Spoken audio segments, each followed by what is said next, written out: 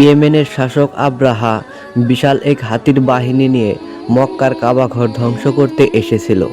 সে চেয়েছিল সবাই তার তৈরি বিশাল গির্জায় উপাসনা করুক। ইয়েমেনের অহংকারী শাসক কাবাঘর ধ্বংস করার পরিকল্পনা করল। যখন তার সৈন্যরা কাবার কাছাকাছি পৌঁছালো, তখন ওই আকাশ কালো হয়ে উড়ে এলো হাজার হাজার ছোট ছোট আবাবিল পাখি। তাদের প্রত্যেকের ঠোঁটে এবং নখে ছিল ছোট ছোট পাথর। পাখিগুলো শত্রুদের ওপর সেই পাথর ফেলতে লাগলো।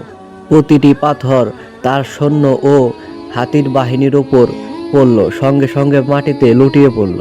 কিছুক্ষণের মধ্যেই আব্রাহার বাহিনী ধ্বংস হয়ে গেল, আর কাবাঘর সম্পূর্ণ অক্ষত রইল। আল্লাহর শক্তির সামনে কোনো অহংকারই টিকতে পারে না। এই সত্য প্রমাণ করে আবাবিল পাখিরা ফিরে গেল আকাশে।